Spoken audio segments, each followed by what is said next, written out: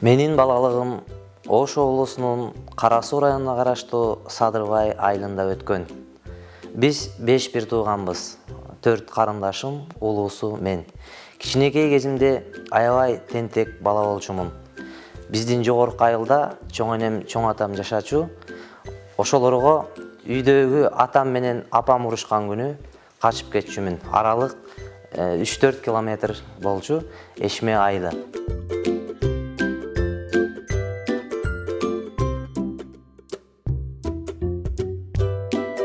Кыял Ахматов, Жетиген мектеп лицейин директору, педагог илимдерин доктору, доцент.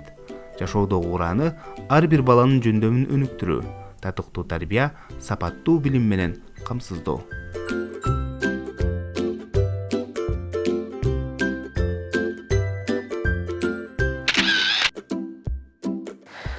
Бир 1989 жылы Кызыл Кайрат орто мектебинин 1 классына киргенмин.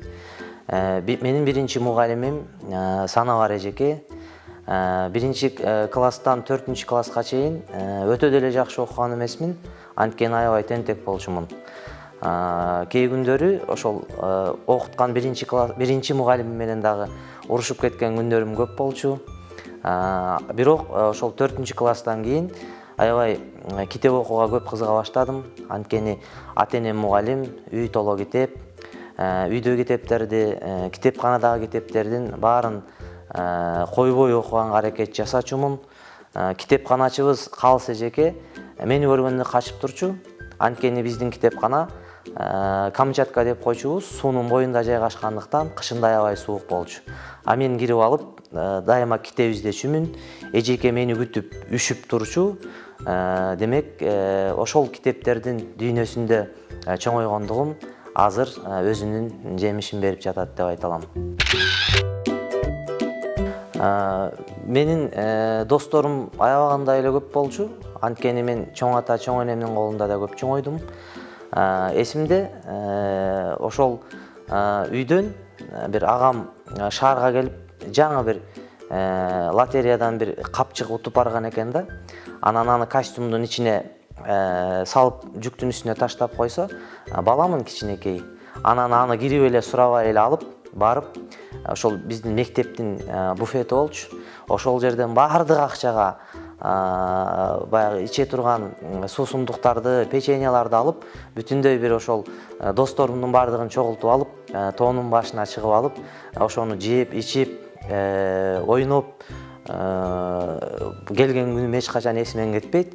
Кийин аны издеп калышты жана капчыкты. Демек, бул менин балалыгымдагы эсте калган окуялардын бири. Мектепте менин эң жакшы көргөн сабагым кыргыз тили жана адабияты болчу. Математиканы аябай жаман көрчүмүн. Анткени математиканы жакшы билбечүмүн. Ошондуктан болсо керек, аябай зеригиштүү сабак болчу мен үчүн. Бирок чоңойгондо англис тилчи мугалим болсом деп самачумун да. Бирок ал тилегиме жеткен жокмун. Анткени окууга тапшырганда балым жетпей, англис тилин өтпөй калдым. Ошол атамдын жолун жолдоп, кыргыз тили жана адабияты мугалими болуп калдым.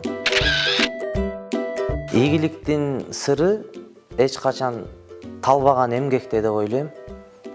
Чарчабагандыкта, ар дайым тынымсыз максат коюп, ошол максатка жетүү үчүн бүт жан дили менен аракет кылуу, албетте бул адамга ийгиликти алып келет. Мен дээрлик атам айтат, өмүр бою байлык жыйнаган жокмун, өмүр бою китеп жыйнадым балдарыма деп. Мына ошол бир үй толо китеп болчу. Ошол китептердин дээрлик баарын окуп чыктым деп айтсам болот. Анан мен сүйүп окуган китеп, эми бирөөсүн айтайын, Түгөлбай Сыдыкбековдун Күлкү жана өмүр деген китеби. Койручук, Жоошбай, Көкөтөй деген кыргыздын акылман, данышман, кодулдар жөнүндө. Мына ошол аябай чоң китеп болчу, бир китептен турган Күлкү жана өмүр. Мына ошону окугандан тажачу эмесмин, дайыма көтөрүп жүрчүмүн.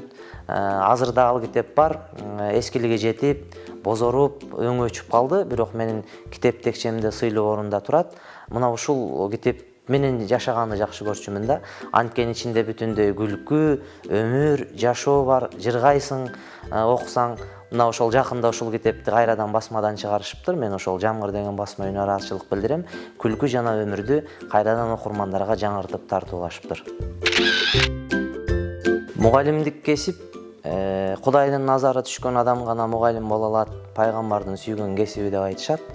Мугалимдик кесипке кадам ташташ үчүн дагы адамда өзүндө каалоо болуш керек. Менин мугалим болуп калышыма албетте менин ата-энемдин мугалим болушу, мугалимдин үй бүлөсүндө чоңоюшум, анан китептердин ааламында жашагандыгым себепкер болду. Мугалим болуш үчүн адам баланы сүйүш керек, мээримдүү болуш керек, боорукер болуш керек, бала менен бала болуш керек, бала менен тил табыша алыш керек.